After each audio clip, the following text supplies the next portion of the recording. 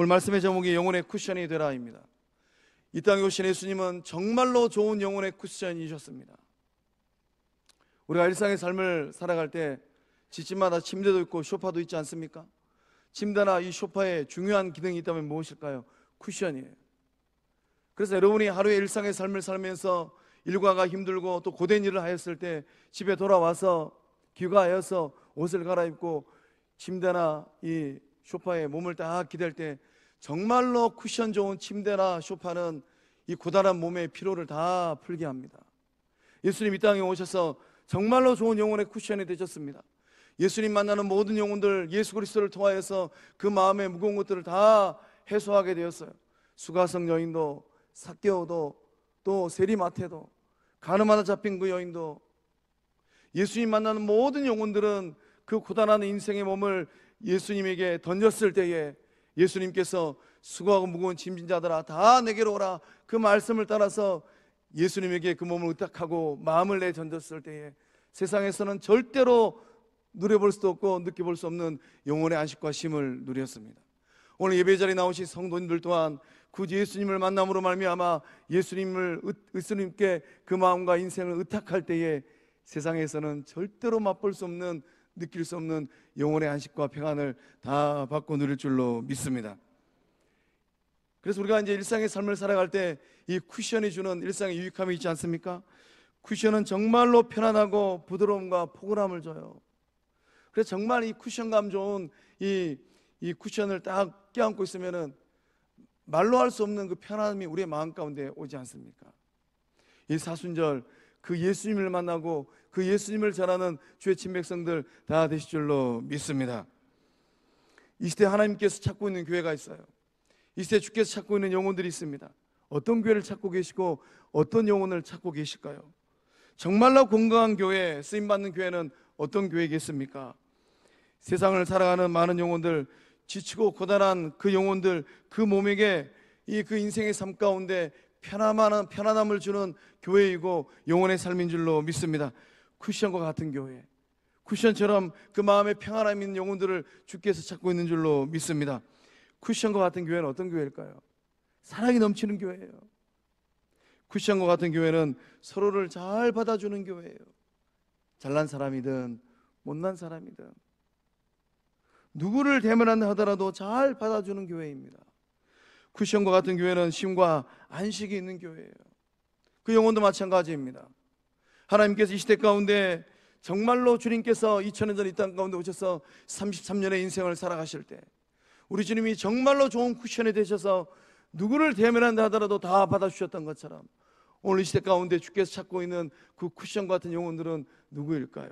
사랑이 있고 넉넉한 마음이 있고 그 삶의 자리에 쉼과 안식을 흘러보낼 수 있는 그 영혼들을 주께서 찾고 있는 줄로 믿습니다. 우리가 영혼의 쿠션과 같은 삶을 잘 살아내기 위해서는 어떻게 해야 되겠습니까? 영혼의 쿠션이 되기 위해서는 위로의 하나님을 만나야 돼요. 고단한 삶의 자리에 있던 이 바울이 하나님을 만났어요. 바울 사도가 만나고 있는 하나님은 어떤 분입니까? 우리 3절의 말씀 함께 읽어보겠습니다. 찬송하리로다. 그는 우리 주 예수 그리스도의 하나님이시요 자비의 아버지시요 모든 위로의 하나님이시며 아멘. 2000년 전 바울이 인생길 걸어가면서 하나님을 만났어요. 바울이 만난 그 하나님, 바울 속에 나타난 이 하나님은 어떤 하나님입니까? 하나님은 자비의 아버지입니다. 우리 성도님들을 길러낸 육신의 아버지는 어떤 분들일까요? 아버지에 대한 상처가 많은 분들은 하나님을 아버지라고 부르지도 못하더라고요. 바울 사도가 하나님을 바라보면서 하나님은 자비의 아버지입니다 라고 고백합니다. 오늘 예배 자리에 나오신 분들, 성도님들 자비의 아버지 만나실 줄로 믿습니다. 바울이 고백하는 이 자비는 헬라어로 오이키르몬이라는 단어예요. 오이키르몬, 이 단어의 뜻은 우리 몸 안에 있는 내장을 의미합니다. 우리 성도님들 몸 안에 다 내장이 있지 않습니까? 그것이 바로 자비라는 뜻이에요. 불쌍한 사람들을 보면 내장이 뒤틀릴 정도로 불쌍히 여기는 마음, 이 불쌍히 여기는 마음이 자비라는 뜻입니다. 우리가 자녀들을 다 길러봐서 알지 않습니까? 자녀들이 아픈 그날 정말로 사랑 많은 부모님들은 정말 애간장이 녹아내리잖아요. 내 자녀들이 정말로 복된 삶을 살아내야 되는데 내 자녀가 살아가는 그 세상의 삶이 너무 고단하고 내 자녀가 세상을 살아갈 때 너무나도 어려운 일들 가운데 직면해 있을 때 그 사랑하는 자녀들을 바라보는 부모님들은 애간장이 녹아요. 그 마음이 자비의 마음이에요. 살아갈 이 소망까지 끊어진 상황 속에 있는 이 바울을 향한 하늘 아버지의 마음이 어떤 마음입니까? 하늘 아버지께서 지금 이 고생하는 바울을 바라보시면서 어떠한 마음으로 바울을 바라보고 있을까요? 정말로 사랑 많은 부모님들, 그 내장이 뒤틀릴 정도로 아픔과 고통을 바라보는 그 아버지의 마음, 그 마음으로 온 우주 만물을 창조하신 하나님께서 바울을 보고 있는 거예요. 오늘 이 자리에 나오신 성도님들의 삶을 향한 하늘 아버지의 마음이 이 동일한 자비의 마음인 줄로 믿습니다.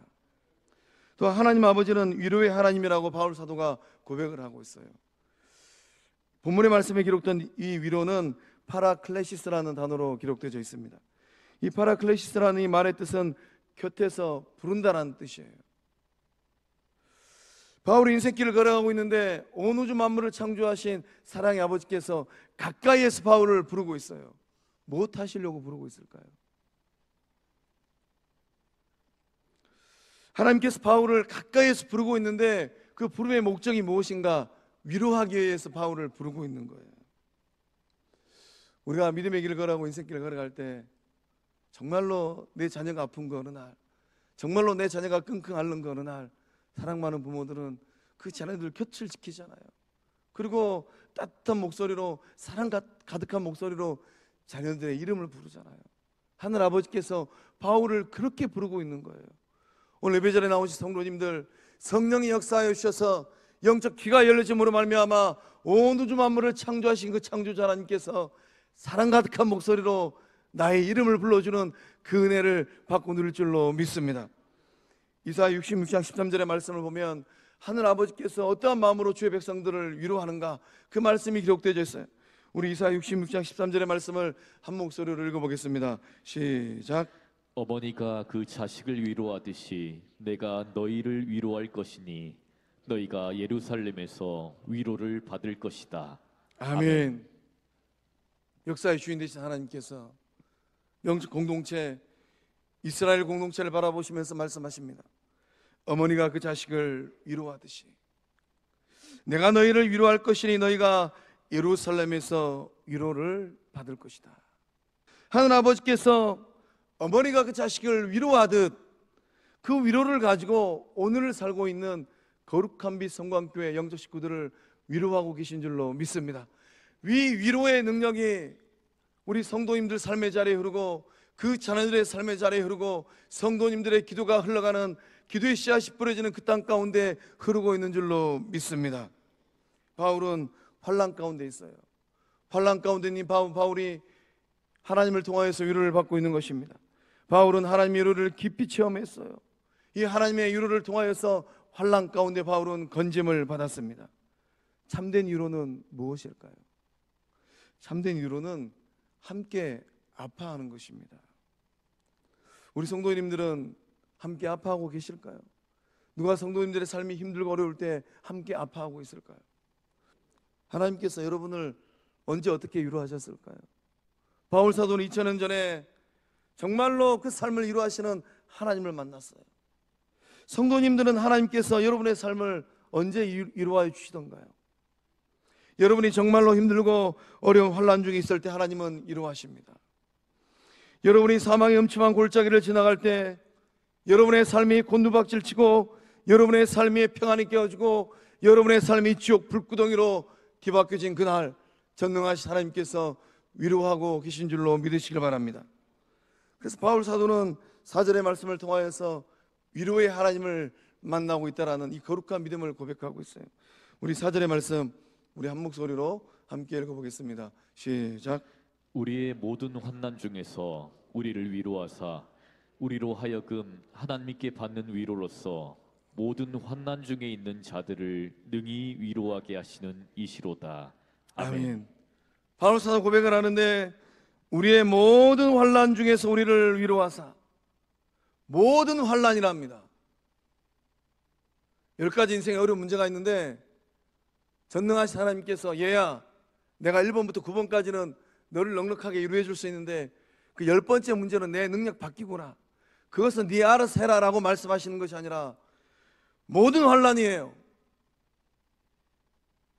그 모든 환난 가운데 하나님께서 역사하시고 주님이 역사하셔서 위로하셨답니다. 이 위로함을 받고 누리는 주의 백성들 사순절 되실 줄로 믿습니다. 바울이 당하고 있는 이 환난은 대체 어떤 환난일까요? 본문의 말씀에 기록된 이 환난은 헬라어 들립시스라는 단어로 기록되어 있습니다. 들립시스, 이 말의 뜻은 위아래에서 누르는 압착이란 뜻이에요. 위에서 눌러도 힘든데 아래에서 누르고 있어요. 위아래에서 쌍방으로 내 인생을 누르고 있는 압착이라고 합니다. 그러니 얼마나 힘들었겠어요. 견디기 힘들 정도의 극심한 고난을 의미합니다. 바울이 지금 그 삶을 내리짓누르는 이런 환난 가운데 놓여 있다라는 거예요. 이러지도 못하고 저러지도 못하고 어느 누구 하나 도와주니 없는 이 환난의 자리. 바울과 디모데가 당한 이 환난은 대체 어떤 환난이었겠습니까? 8절 말씀 보니까 살 소망까지 끊어진 환난이었다라고 기록되어 있어요. 형제들아, 우리가 아시아에서 당한 환난을 너희가 모르기를 원하지 아니하노니 힘에 겹도록 심한 고난을 당하여 살 소망까지 끊어지고. 바울과 디모데가 아시아에서 감당할 수 없는 어려움을 직면했습니다. 그 어려움이 사도행전 19장의 말씀 가운데 기록되어 있는데, 바울이 에베소에서 복음을 전할 때 은장색 데메드리오가 소동을 일으켰어요. 19장 전장에 이 이야기가 기록되어 있습니다. 데메드리오가 일으킨 이 소동은 정말로 감당하기 어려운 환난이었습니다. 이 소동은 마치 맹수와 싸우는 것처럼 힘들고 어려웠어요. 그날 바울과 함께하였던 주의 사람들 자칫하였으면은 이 데메드리오가 일으켰던 이 소동으로 인하여서 인생길이 끝날 뻔했습니다. 살 소망이 끊을 정도로 강도가 세고 힘들었어요. 이런 상황 가운데 있는 바울 사도의 영적 상태는 어떤 상태였을까요? 살 소망이 끊어진 상태였다라고 바울이 고백을 하고 있습니다. 살 소망이 끊어진 상황이에요. 힘에 겹도록 심한 고난을 당하고 있습니다. 길이 보여야 되는데 길이 보이지 않아요. 길이 보여야지만이 그 길을 걸어가서 이리 피하고 저리 피할 텐데 길이 끊어져서 더 이상 앞으로 갈 수도 없는 상황, 앞으로 가지도 못하고 뒤로 가지도 못하고 이러지도 못하고 저러지도 못하는 상황, 뚫고 나갈 방도가 없습니다. 모든 희망이 끊어진 상태예요. 내리짓누르는 고통의 무게가 바울 자신도 감당하기 어려운 힘든 상황이고 고난의 자리입니다. 생명까지 위협당하는 절망적인 상태에 바울이 놓여 있어요. 사순절을 보내고 있는 성도님들 삶의 자리는 어떠할까요? 성도님들의 기도의 씨앗이 뿌려지고 있는 그러한 삶의 자리는 어떠할까요? 우리 가운데 어쩌면 살아갈 소망이 끊어진 영혼들도 있을 것 같습니다. 또는 가족 식구 중에 넉넉고 자포자기하고 있는 형제들도 있을 것 같습니다. 아, 이러다가 정말 큰일 나겠구나, 이런 불안감을 느끼고 있는 분들도 있을 것 같아요. 누가 이들을 사망의 구렁텅이에서 건져낼 수 있을까요? 자비의 하나님께서, 위로의 하나님께서 이 땅 가운데 오셔서 그 몸을 십자가에 내어주신 예수님께서 권능의 팔로 건져주시고 구원하여 내실 줄로 믿습니다. 하나님께서 환난 중에 있는 저와 여러분을 위로하십니다. 위로하시는 이유가 있다면 무엇일까요? 무엇 하시려고 하나님은 저와 여러분을 위로하시겠습니까? 환난 중에 있는 다른 누군가를 위로하라고 저와 여러분을 위로하고 계신 줄로 믿습니다. 우리 4절의 말씀을 우리 다시 한번 믿음의 고백으로 읽어보겠습니다. 시작. 우리의 모든 환난 중에서 우리를 위로하사 우리로 하여금 하나님께 받는 위로로서 모든 환난 중에 있는 자들을 능히 위로하게 하시는 이시로다. 아멘. 바울 사도가 4절 하반절 말씀을 통하여서 고백하기를 우리로 하여금 하나님께 받는 위로로서,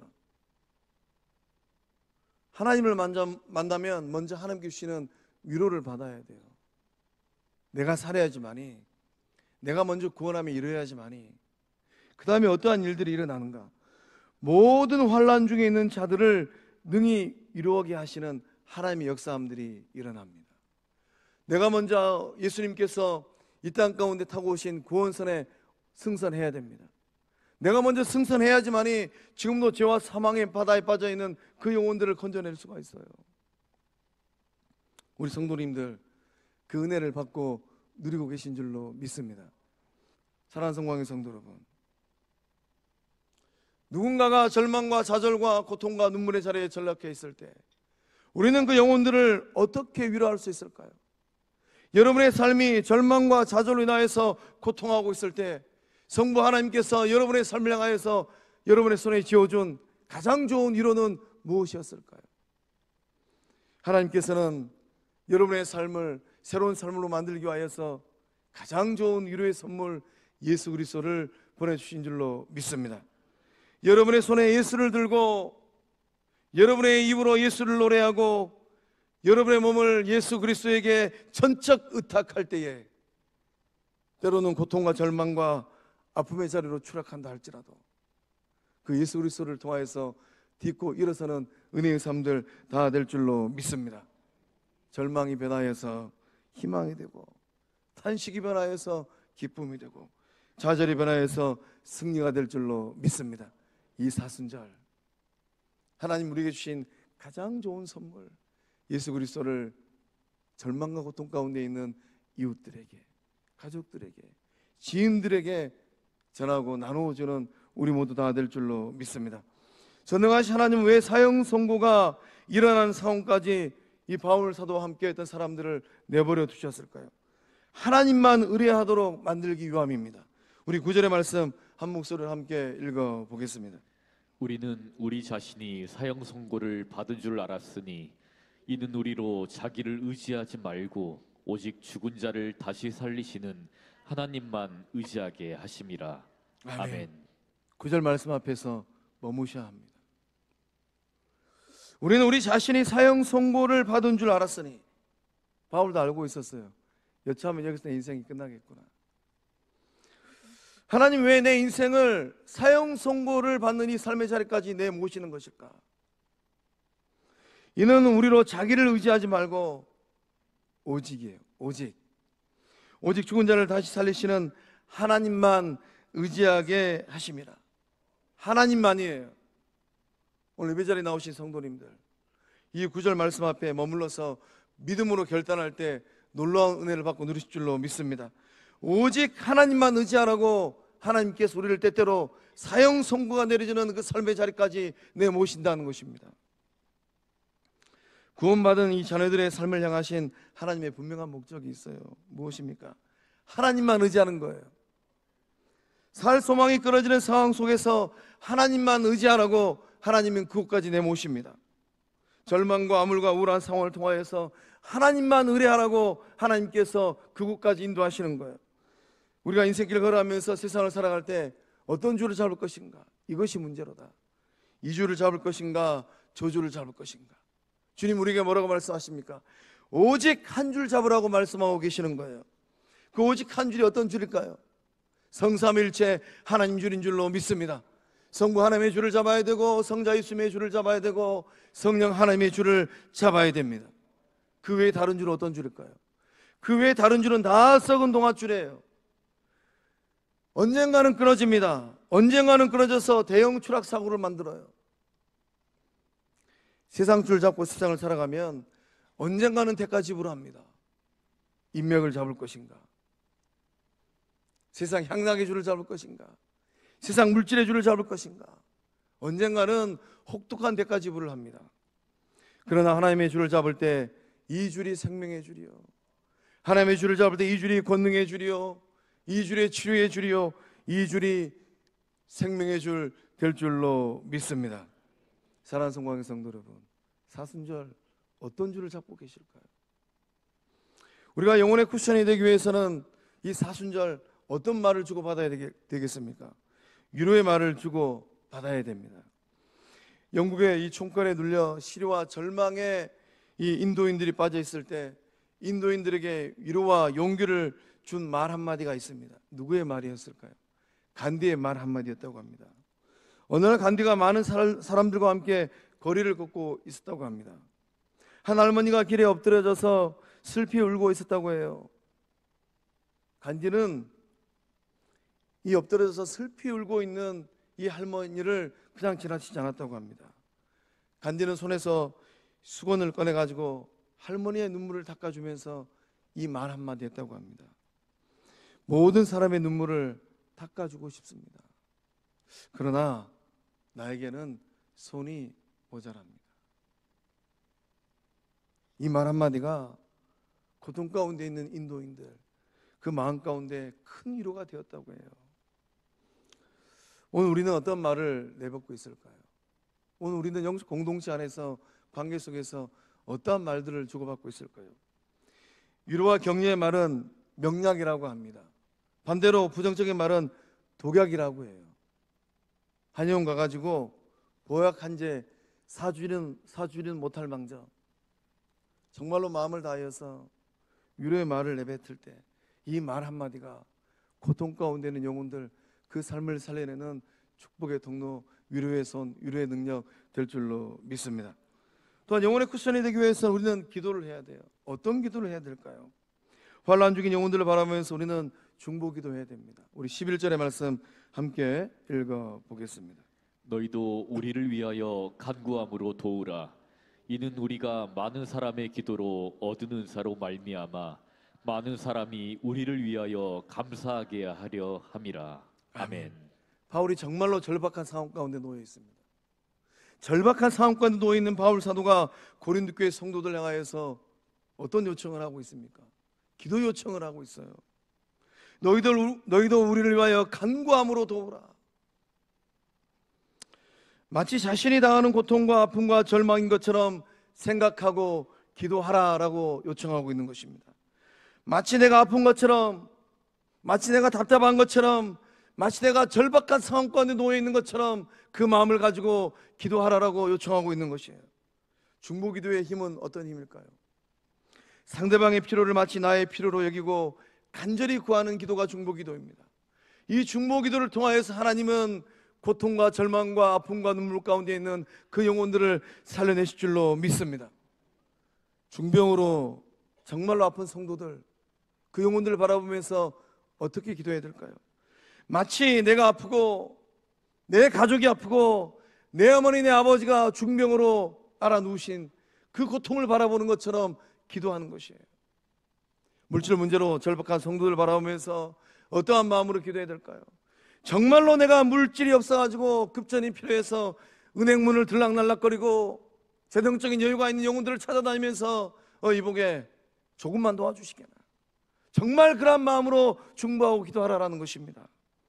또 우리 자녀들을 바라보면서 우리 자녀들이 참 많은 인생의 문제를 안고 있어요. 진로의 문제, 결혼의 문제, 관계의 문제, 그런 문제를 안고 있는 자녀들을 바라보면서 중보할 때 정말로 내 자식이 진로의 문제를 안고 있고 결혼의 문제를 가지고 있고 관계의 문제를 갖고 있고 정말로 그러한 마음을 가지고 중보하고 기도하라라고 요청하는 것입니다. 사랑하는 성광의 성도 여러분, 사순절입니다. 사순절 어떤 기도를 어떻게 하고 계실까요? 사순절의 기도는 거룩한 기도예요. 사순절의 기도는 결단의 기도이고, 사순절의 기도는 돕는 기도이고, 사순절의 기도는 능력의 기도입니다. 예수 마음으로 중보할 때에 생명의 역사, 위로함의 역사함이 그 기도의 씨앗이 뿌려지는 곳곳마다 임할 줄로 믿습니다. 기도하시겠습니다.